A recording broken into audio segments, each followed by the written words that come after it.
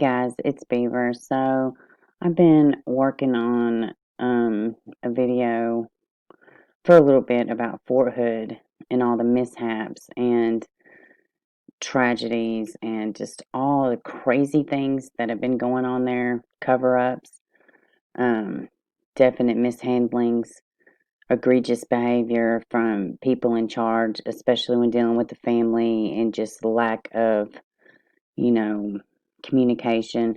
I mean, it's a lot. It's a lot to dive into, and I found some other things too. I will probably do a separate video in general about cover-ups in military and just that whole system. But right now, this one is about Fort Hood, and let's just dive into some of these issues because it's a lot. It's a lot. So I hope y'all enjoy this video. It's got a lot of good nuggets of information, and hopefully it'll bring about change, maybe open some eyes, and hopefully we get some change, some strong, significant change at Fort Hood. We have to protect our military. They're out there protecting us for our freedoms and our rights. At least that's what that's what they say. Let's not make it these soldiers' names in vain. So this year so far in Fort Hood, these are the deaths. Accidents, 8 deaths, 6 suicides, 5 homicides, 2 illnesses, 1 in combat, and 6 undetermined. 6 undetermined. That to me is telling. I'm still digging.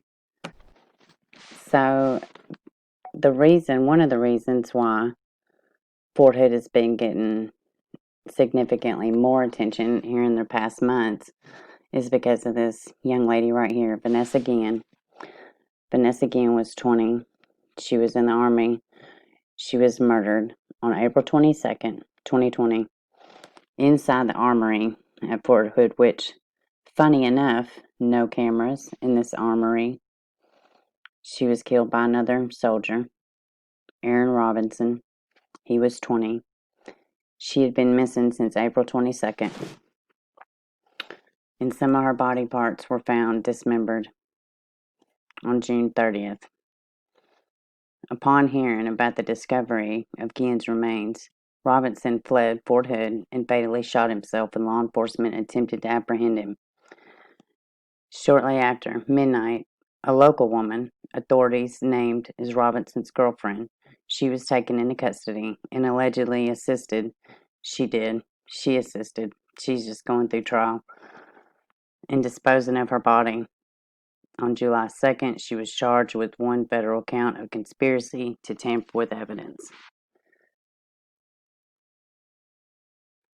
Now, there's several things strange. Um, the initial story, well, first, the way they were dismissive of her family, and also they did not do a thorough search. If it had not been for Vanessa's family doing, and really, they just rallied up. They just rallied up as a family, and they got the word out, and they got a wonderful attorney who is now also handling other cases with the Fort Hood. That was something that was strange. She had also reported sexual abuse to our family a few days before she went missing. And it was reported, that Robinson was the guy that sexually assaulted her. There are so many things wrong with Vanessa's case. It is just appalling.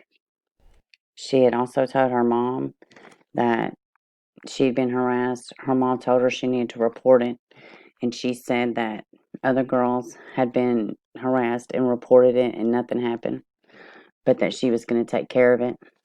So my thinking is, she said something to him and he attacked her. He hauled her body out of there, out of that cameraless armory. Biggest crock of crap I've ever heard. Populace wise, Fort Hood is the biggest. Of course, there's cameras everywhere, an numerous amount of cameras. She was called into work on her day off. I, I could just go on and on. So they did find her body. She was laid to rest. But in the midst of looking for her, Texas EquiSearch, they found another body, Gregory Morales. Now let's take a look at his story, which is it's just as sad. So this is Gregory Wendell Morales. Now he was declared a month after he was missing. He was declared a deserter. He was missing for about 9 or 10 months. In the search for Vanessa. Within 2 days, they had found these guys' bodies. But in a tip that came in, check this out. This is wild. So August of 2019 was the last contact that Morales had with anybody. His mother was the last one he spoke with. She got no answers from the Army. In both of the families, they say that there was no sense of urgency. They didn't let us know anything. It was only till they had to, when attention was brought, that's when they did something. It's just so disgusting.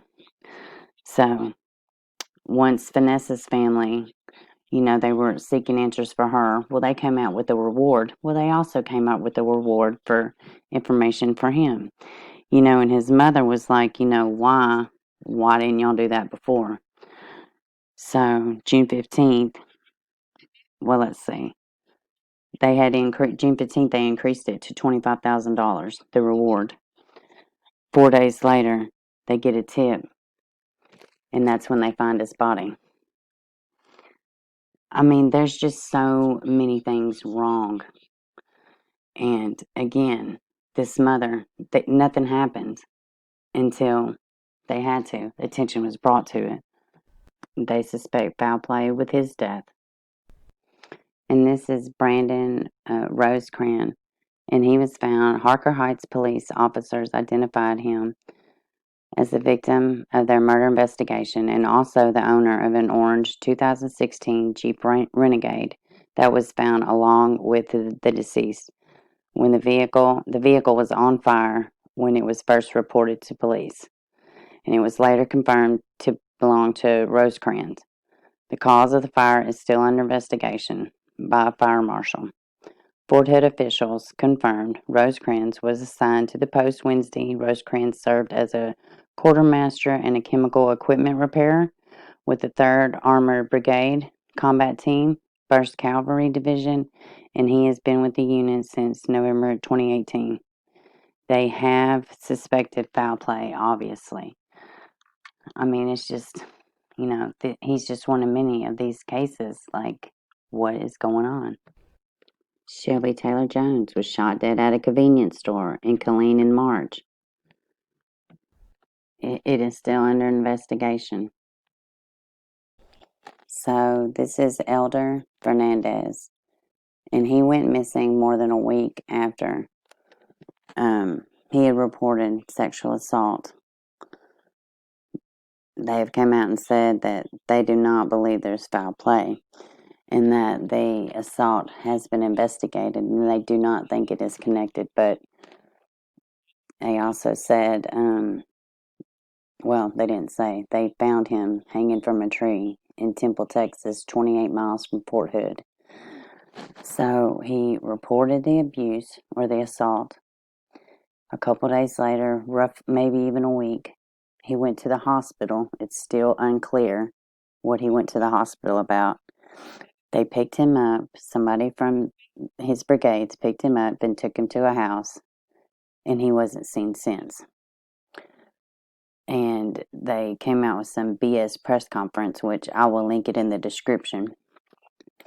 And they pretty much just, waved a magic wand and it was suicide and that's it. And no, they're there. And it's crap. It's a cover up. It's pretty blatant if you ask me and other people following it. But it's just another egregious account. And this young man lost his life. He was probably humiliated. I mean, who knows? It must have been incredibly hard for him to even come forward. So, and it's not just deaths, there's a slew of other things. Like, for instance, these two.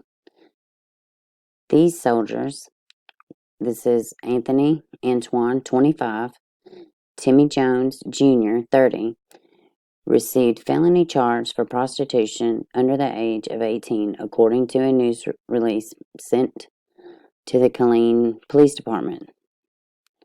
The third, Staff Sergeant Pierre Jean, 23, received a Class A misdemeanor for prostitution. He's not in the picture. The Killeen Special Victims Unit with Texas Department of Police and Safety and Human Trafficking Program to locate the arrest subjects who were willing to make overt efforts to pay minors to engage with sexual acts, according to the press release. Well, and hopefully this is a step in the right direction. This guy, Major General Scott Eflont, he has been removed. This happened last week, and he's been removed from his post following the deaths of at least 15 soldiers connected to the troubled Army base. So, this could be a really good step in the right direction. I have to give credit to Vanessa's attorney and just the outcrying of support. It's been incredible to watch, and I just pray some change comes from it. And I will say this too, within the past 2 weeks, there have been 2 deaths pertaining to people dying during exercise trainings. And I'm going to be making a second part to this video. There was so much that I didn't get to include. And it's a lot. It's very overwhelming. And there's another element to it as far as military in general. It don't just happen on this base, the cover-ups. Major cases like Pat Tillman, Lavina Johnson. I mean, these are just to name a couple. And these are massive. But yeah, I'm going to make a part 2 to this.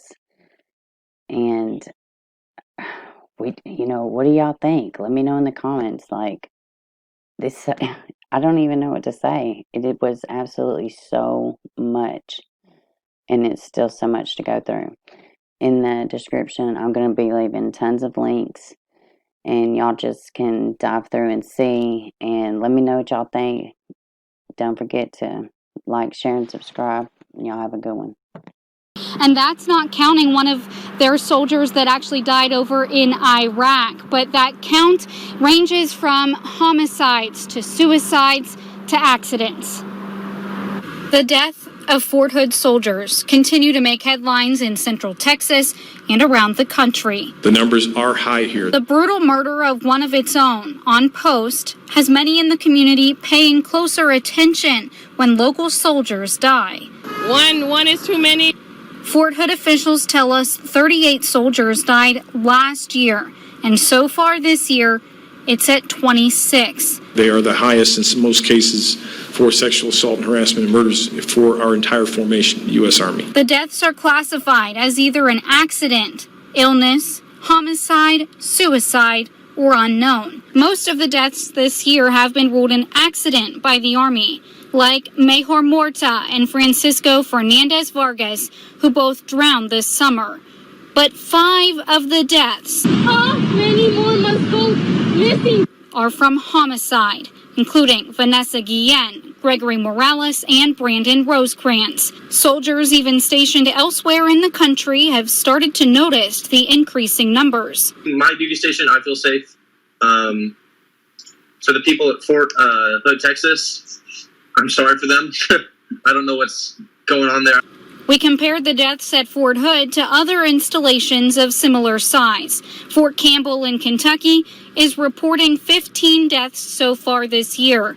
That's more than 10 deaths shy of Fort Hood's count. We're going to put every resource and all of the energy we can with this entire institution behind fixing these problems.